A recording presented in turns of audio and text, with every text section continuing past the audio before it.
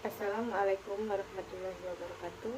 Perkenalkan, nama saya Anggi Aisyah dengan nomor NIM 191410410191 dari kelas SI 6F mata kuliah IT Risk Management dengan dosen pengampu Megawati Mkom. Di sini saya akan menjelaskan materi 13 yang berjudul pendekatan matematis dalam perancangan. Pendekatan matematis dalam perencanaan. Yang pertama, metode transportasi dalam program linear. Jika masalah perencanaan agregat dipandang sebagai masalah alokasi kepastian operasi untuk memenuhi permintaan yang diperkirakan, maka rencana agregat dapat dirumuskan dalam format program linear. Yang kedua, Linear Decision Rule atau LDR. Model perencanaan agregat yang berupaya untuk mengoptimalkan tingkat produksi dan tingkat jumlah tenaga kerja sepanjang periode tertentu. Model ini meminimisasi biaya total dari biaya gaji, rekrutmen, PHK, lembur, dan persediaan melalui serangkaian kurva biaya kuadrat.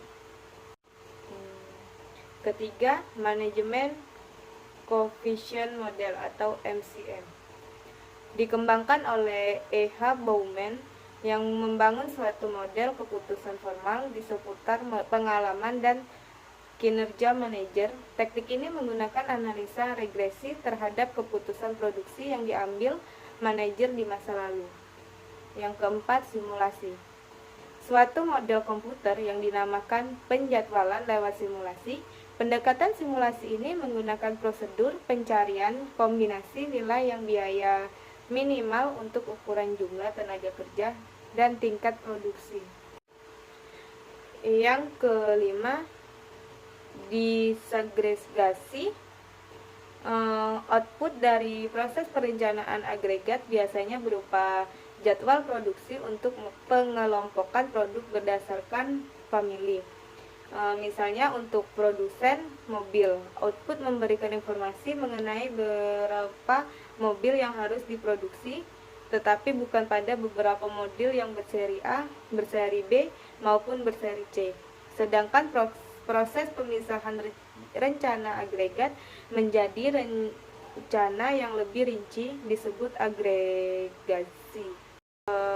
Kemudian yang keenam, perencanaan agregat di sektor jasa. Pengendalian biayanya meliputi pengendalian yang ketat atas jam kerja di perusahaan jasa dapat dipastikan menghasilkan tanggapan cepat terhadap respon konsumen. Fleksibilitas keahlian pekerja perorangan pada tingkat output atau jam kerja untuk memenuhi permintaan yang sudah diperkirakan. Penerapan perencanaan agregat di sektor jasa diantaranya pada A. Restoran. Pada jasa ini volume produknya tinggi, maka diarahkan pada pemulusan tingkat produksi, penentuan ukuran jumlah tenaga kerja yang dipekerjakan, usaha mengelola permintaan untuk menjaga agar peralatan dan pekerja tetap bekerja. B. Industri penerbangan. Perencanaan agregat mencakup jadwal atau tabel atas, jumlah penerbangan masuk dan keluar di setiap pusat, jumlah penerbangan di setiap rute, jumlah penumpang yang harus dilayani di setiap penerbangan, jumlah awak pesawat dan awak di darat yang dibutuhkan pada setiap pusat dan bandara. Yang C. Rumah sakit. Masalah yang dihadapi adalah alokasi uang staf perlengkapan untuk memenuhi permintaan pasien atas pelayanan jasa rumah sakit yang bersangkutan. Kemudian D.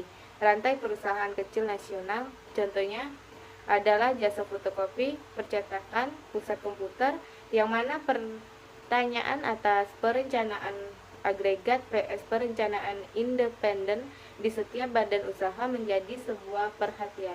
Output dan pembelian dapat direncanakan secara terpusat apabila pemerintah dapat dipengaruhi melalui promosi khusus.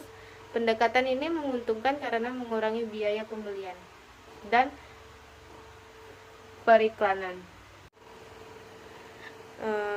Sekian video dari saya. Apabila ada salah kata saya mohon maaf, kepada Allah saya mohon ampun. Wabillahi taufiq wal hidayah. Wassalamualaikum warahmatullahi wabarakatuh.